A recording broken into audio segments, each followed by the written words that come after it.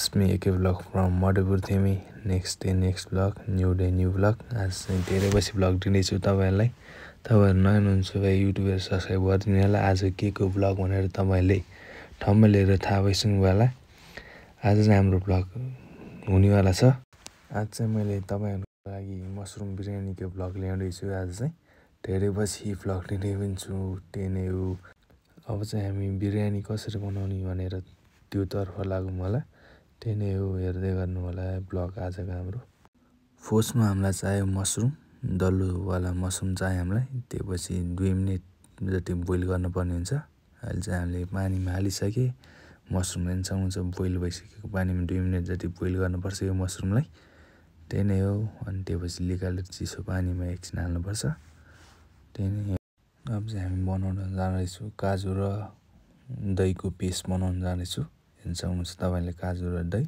त्यही नै हो, यसलाई पेस्ट। अब पालो रहेको छ ओनियनको पालो। हामीले ओनियनलाई फ्राई गर्न पर्ने हुन्छ गोल्डन ब्राउन कलरमा। त्यही नै हो, तपाईले हेर्नुहुन्छ अलिअलि गोल्डन ब्राउन हुँदै हुँदै आइरहेको छ। गोल्डन ब्राउन नभएसम्म फ्राई गरेर राख्नु पर्ने हुन्छ हामीले चाहिँ यसलाई। त्यही नै हो। अब चाहिँ गोल्डन ब्राउन भएपछि हामीले निकाल्दैछु। अनि जुन अघि काजु र दहीको पेस्टमा हालेर येलो कलर निकाल्छु यसलाई चाहिँ हामीले।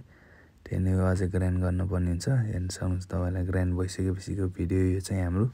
येलो येलो देख्नुहुन्छ होला, कलर चेन्ज भइसक्यो। त्यही नै हो।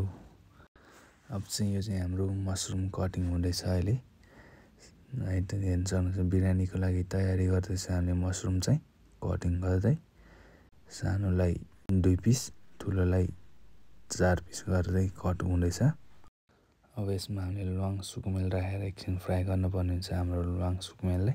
जिरा चाहिँ 2 चम्चा हाल्नुपर्ने हुन्छ हामीले चाहिँ यस फ्राई गर्नलाई है। त्यही नै हो, हेर्नुहुन्छ तपाईले। अनि बेसार हाल्नुपर्ने हुन्छ। फर्स्टमा हामीले राख्नुपर्ने हुन्छ धनियाको पाउडर, त्यसपछि जिरा, त्यसपछि हाम्रो रातो खोर्सानी हाल्नुपर्ने हुन्छ। तपाईले पनि राख्नुपर्ने हुन्छ। हेर्नुहुन्छ तपाईले। अनि त्यसपछि हामीले गरम मसला हालिसके। अहिले चाहिँ करी पाउडर हाल्न जाँदैछ, हामीले हालिसके। हेर्नुहुन्छ तपाईले। त्यसपछि एकछिन भुट्नुपर्ने हुन्छ हामीले यसलाई चाहिँ मसलालाई। त्यही नै हो। जुन अघि बनाएको हामीले क्रिम त्यो पनि राख्नुपर्ने हुन्छ यसको लागि। दही काजु ओनियनको क्रिम बनाएको थिए हामीले। त्यही नै हो, कलर आउँछ त्यही हो। अनि यो चाहिँ हामीले टमाटर राखिसके। हेर्नुहुन्छ तपाईले टमाटर। अनि हामीले हाल्नुपर्ने हुन्छ 2 चम्चा प्युरी। हेर्नुहुन्छ हामीले चाहिँ प्युरी हाल्दैछु अहिले चाहिँ। त्यसको लागि प्युरी पनि युज हुन्छ। त्यही नै हो, एकछिन चलाइराख्नुपर्छ। अब हामीले चाहिँ यसको लागि यो चाहिँ अघिको हाम्रो ग्रेभी तयारी भइसक्यो। हेर्नुहुन्छ कलर तपाईले येलो ग्रेभी तयार भइसक्यो बिरयानीको लागि। त्यही नै हो। अब हामी मशरुम फ्राई गर्नको लागि तेल हालिसके। अब बटर हाल्दैछु। हेर्नुहुन्छ तपाईले। एकछिन अब यसलाई पनि तात्न पर्ने हुन्छ। यो तातेपछि हामीले पनि अझै ओनियन हालिसके। तपाईले हेर्नुहुन्छ ओनियनलाई पनि हल्का फ्राई गर्नुपर्ने हुन्छ गोल्डन ब्राउन। यसमा पनि हामीले जिजी पेस्ट हालिसके। हेर्नुहुन्छ तपाईले। अब यसलाई पनि एकछिन फ्राई गर्छु हामीले जिजी पेस्ट राखेर पनि। त्यसपछि हाम्रो पालो छ मशरुमको। अब चाहिँ हामीले मशरुम हालिसके। हेर्नुहुन्छ मशरुमलाई पनि हल्का फ्राई गर्नुपर्ने हुन्छ अलि। यसको पानी सबै सुक्ने गरी फ्राई गरेर अनि हामीले पेस्टमा राख्नुपर्ने हुन्छ। अहिले चाहिँ मजाले फ्राई हुँदैछ। हेर्नुहुन्छ तपाईले। अलि सुक्खा सुक्खा भएर आइसक्यो। फ्राई गर्दैछु अहिले, अझै एकछिन फ्राई गर्छ हामी। त्यही नै हो। फ्राई भइसकेपछि हामीले ग्रेभी एड गरिसके। हेर्नुहुन्छ तपाईले। येलो ग्रेभी अघिको हामीले तयार गरेको येलो ग्रेभी चाहिँ एड गरिसके।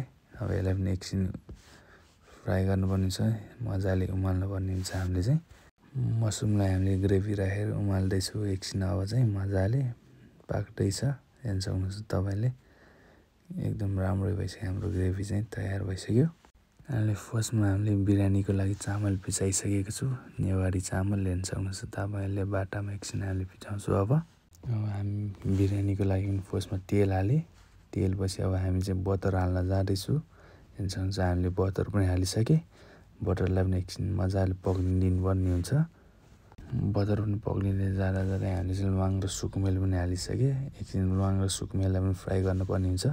अब चाहिँ हामीले अझै ओनियन राखेर ओनियनलाई पनि एकछिन फ्राई गर्नुपर्ने हुन्छ। हेर्नुहुन्छ हामीले ओनियन राखिसके। अब एकछिन चलाएर फ्राई गर्छु गोल्डन ब्राउन हुने गरी हल्का। अब चाहिँ हामीले जिजिपिएसको पालो छ, जिजिपिएस हालिसकेँ। हेर्न सक्नुहुन्छ तपाईँले 2 चम्चा जिजिपिएस राखेर एकछिन फ्राई गर्छु। अब चाहिँ हाम्रो राइसको पालो, राइस पनि हालिसकेँ हामीले। राइसलाई पनि एकछिन मजाले फ्राई गर्नुपर्ने हुन्छ हामीले चाहिँ एकछिन टाइम लिएर एकछिन फ्राई गरेर अनि हामीले यो राइसको पनि कलर चेन्ज भएको हेर्न सक्नुहुन्छ तपाईँले। एकछिन फ्राई गरेर राख्नुपर्ने छ हामीले चाहिँ मजाले होइन। अब चाहिँ पालो रहेको छ, पानीको पालो। पानी राखेर एकछिन हामी उमाल्छु। त्योपछि हामी एकछिन चलाउँदै गर्छु। त्यसपछि मजाले हेर्न सक्नुहुन्छ मजाले उम्लिन्छ। त्योपछि हामीले यसको लागि छोप्नुपर्ने हुन्छ हामीले। मजाले पानी पनि उम्लेको हेर्न सक्नुहुन्छ तपाईँले, बोइल भएको। मजाले एकछिन यसलाई पानी पनि सुकाउनु पर्ने हुन्छ हामीले। यो चाहिँ हाम्रो मसरुम ग्रेभी रेडी भइसक्यो हाम्रो बिरयानीको लागि। हेर्न सक्नुहुन्छ तपाईँले क्रिम राखेर हामीले रेडी गरिसकेको छु अहिले। यो चाहिँ हाम्रो प्याज छ, प्याजपछि हाम्रो धनियाँ, अनि धनियाँपछि पुदिना छ। हाम्रो राइस पनि रेडी भइसक्यो। अब बिरयानीको लागि तयारी गर्दैछ हामीले चाहिँ ओनियन, धनियाँहरू राख्दै, पुदिना राख्दै। अब चाहिँ राइसको पालो, राइस पनि राखिसकेँ हेर्न सक्नुहुन्छ तपाईँले। राइस राखेर एकचोटि मिलाउनु पर्ने हुन्छ मजाले हामीले। यसको लागि चाहिँ एकछिन थिचेर मिलाउनु पर्ने हुन्छ यसरी मजाले। अब चाहिँ हाम्रो मसरुमको पालो, मसरुम हेर्न सक्नुहुन्छ। राइसको माथि मसरुम राखेर हामीले मिलाउनु पर्ने हुन्छ, ग्रेभीहरू सबै राखेर बिरयानीको लागि तयारी गर्दैछौँ अहिले चाहिँ हामीले। 4 लेयर हालिसकेको राइस, त्योपछि हामीले मसरुमपछि अझै हामीले ओनियन, धनियाँ अनि पुदिना राखेर राख्नुपर्ने हुन्छ हामीले चाहिँ हेर्न सक्नुहुन्छ। अझै हाम्रो राइसको पालो पनि आइसक्यो। अझै सेकेन्ड लेयर, यो चाहिँ थर्ड लेयरसम्म हाम्रो हुनेवाला छ यो चाहिँ। अझै सेकेन्ड लेयरमा पनि सेम गर्नुपर्ने हुन्छ, फर्स्ट लेयर कस्तो गरेको सेम त्यस्तै मिलाउनु पर्ने हुन्छ हामीले। यो दारुले साइडमा सबै राउन्डै मिलाएर अनि राख्नुपर्ने हुन्छ। अझै राखेर अझै हामीले मसरुम राख्नुपर्ने हुन्छ। देख्न सक्नुहुन्छ तपाईँले अझै हामीले मसरुम हालिसकेँ।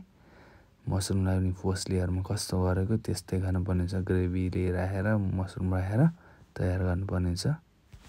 हाम्रो मसरुम बिरयानी रेडी भइसकेको छ हेर्न सक्नुहुन्छ तपाईँले। हामीले चाहिँ बिग बाउलमा ट्राई गरेको अनि हल्का प्रेस नपुगेकोले हाम्रो मिलेको थिएन। अनि चाहिँ स्मल बाउलमा हामीले गरेको बिरयानी रेडी हेर्न सक्नुहुन्छ, राम्रै छ। होप यु गाइज इन्जोय भिडियोलाई म यहीँ गर्न चाहन्छु। See you on next blog. Like and subscribe गर्न नबिर्सिनु होला।